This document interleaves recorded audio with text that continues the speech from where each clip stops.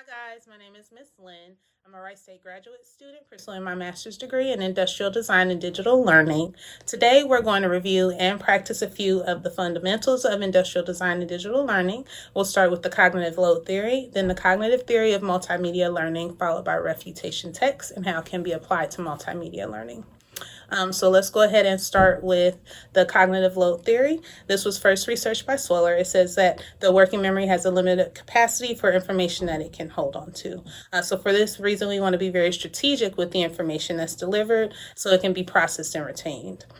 We process and retain information according to the human cognitive process, also known as human cognitive architecture, which says that our working memory, again, is extremely limited. It can only hold about 7 plus or minus 2 pieces of information at a time, and that's only for about 20 seconds. All right, we depend on our schema to organize and integrate that information.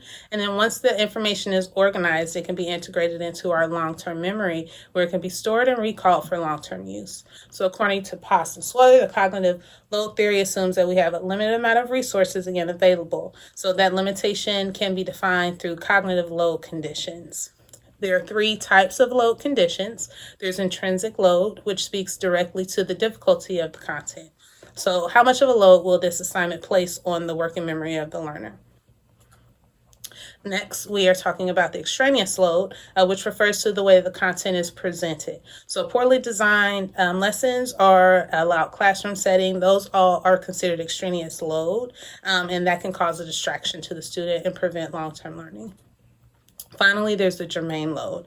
This load refers to the amount of resources necessary to learn new information. So if an assignment is considered difficult, speaking to intrinsic load, and is poorly designed, speaking to extraneous load, then there's not enough resources left to process that new information in the germane load. All right, now let's discuss the cognitive theory of multimedia learning, which is very similar to the cognitive load theory. Just like the cognitive load theory, they have load conditions, but theirs are labeled differently. So we have the essential processing, which replaces intrinsic. We have the extraneous processing, which replaces extraneous load. And then we have generative processing, which refers to the germane load. All right, so according to Mayer, there are 3 assumptions of the cognitive load theory. The first is the dual channel assumption. It says that we are able to process information through the content that we see and then the content that we hear. This basically allows the learner to double up on the amount of information that they can intake. We next have the limited processing assumption, which, just like the cognitive load theory, assumes that the learner can only hold on to about 7 plus or minus 2 pieces of information at a time for about 20 seconds. And the third assumption is the active processing assumption, which says that we assume we have an engaged learner, which is true to an extent because with multimedia learning, the learner needs to be able to navigate through certain types of technology. Later on, I'll be demonstrating a couple of these principles, and I'll stick to just 3 of those principles. The first is the signaling principle, which says that the learner learns more deeply when there are cues or arrows presented to direct the learner to what information they should process first. All right, so it's important that an instructor will create a lesson that's designed well enough for that learner not to have to work too hard to look for information. And this is going to actually reduce the extraneous processing as well as manage the intrinsic. All right, spatial contiguity principle says that the learner learns more deeply when terms are closely aligned with the image. So if we look at the picture here on our left, we can see that the images are clearly labeled as opposed to the image on the right, which leaves room for confusion, right? For the learner to have to work harder. So what we want to do with the spatial contiguity principle is eliminate the need for the learner to search or scan that image for clues. All right, so finally we have the coherence principle, which says that we will have a learner learn more deeply as long as we remove any extraneous material from the learning. So fun facts, anecdotes, any other kind of distractions, those are considered extraneous material that hinder the load reducing principle. So we want to remove that entirely from our content. What we're showing here is that the learner learns more deeply from images and text only. So this will reduce distractions or extraneous processing, allowing only for the important information to be processed. Last, I want to demonstrate the idea of refutation text and its ability to implement conceptual change. So conceptual change is the ability to change and influence the learner's outcome. So essentially, we just want to be able to change the mind of the learner. The first thing in order to implement this conceptual change is we have to be able to find dissatisfaction in prior knowledge. So that learner needs to identify that something they learned prior is not correct.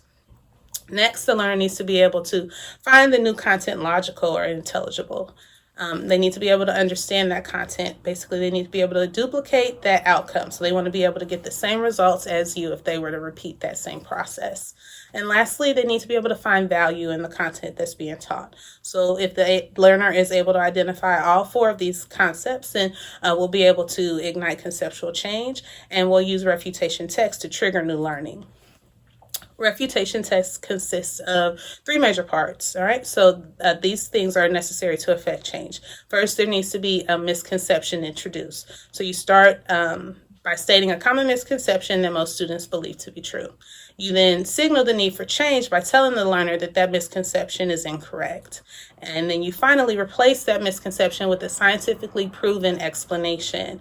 What this will do is ignite conceptual change by way of identifying the misconception, informing that student of correct information, and replacing it with scientifically proven content.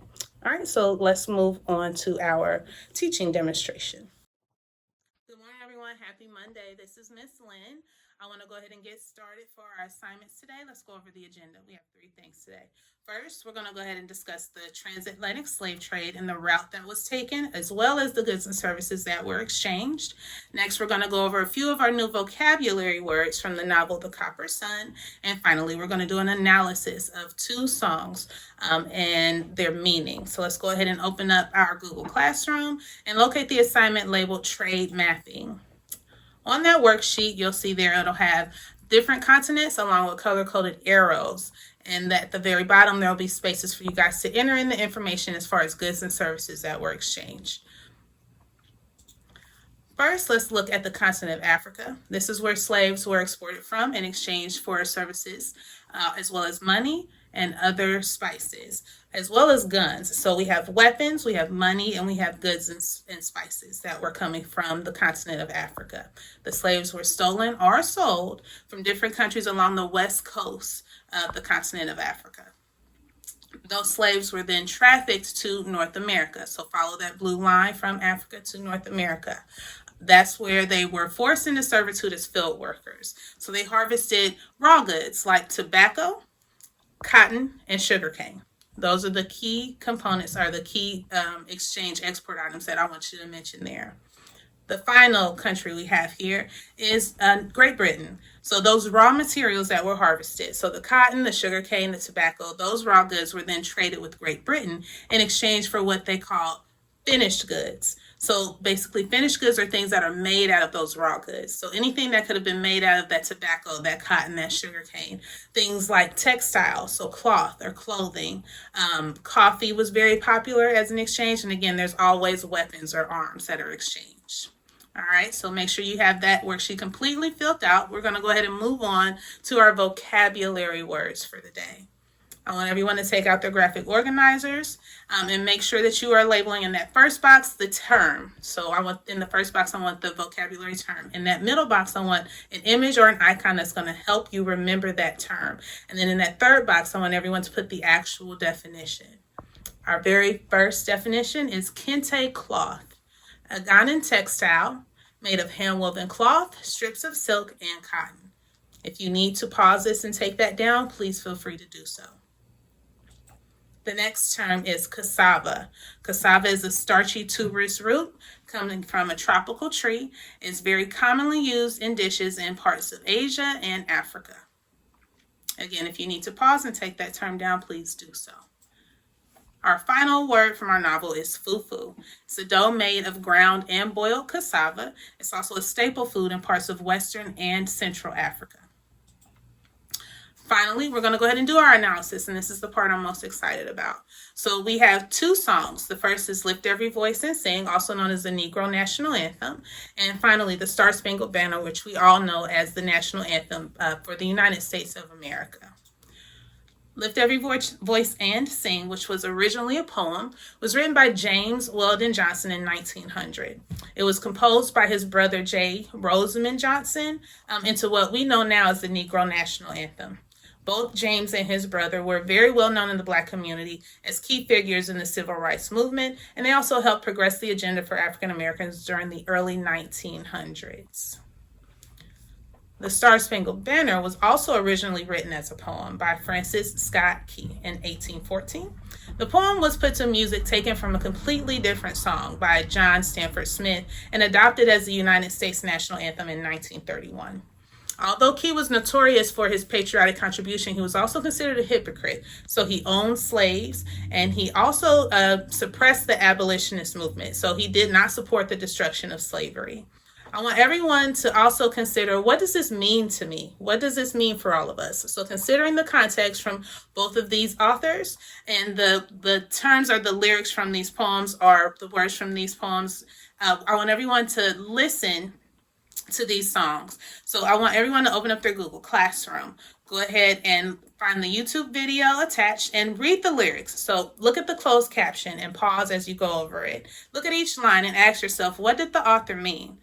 We'll then go ahead and compare and analyze each of these songs. So pay close attention to the language and the tone in each piece, and make sure you wear your headphones to limit distractions. I'll see you guys in a couple of minutes so we can go over this information. Welcome back, class. All right, in our next lesson, we're going to discuss some information in regards to Abraham Lincoln and the abolition of slavery. How many of you believe that Abraham Lincoln was responsible for ending slavery? Okay. In fact, that information is actually not true. Lincoln was responsible for initiating the Emancipation Proclamation, which said that any slave under the Confederate States was able to switch from slavery and volunteer to fight in the army for the Union side, thus making them free in theory. So this actually was not applied to all men, women, and children, just slave males in the Confederate States. This didn't apply to women and children until the 13th Amendment was passed. Now, let's have a discussion regarding this information. I want everyone to open up your Google Classroom. You'll find a discussion post there where I'll ask you to open up a Google Doc. Please go ahead and tell me a little bit about your prior beliefs regarding this information and how the new information has settled with you. Feel free to do some research on your end and look up additional information and have a discussion between the peers in your group, letting them know what your prior beliefs were and if this new information matches the information you were able to locate in your research. All right, we'll meet back here in just a couple of seconds to verify that information.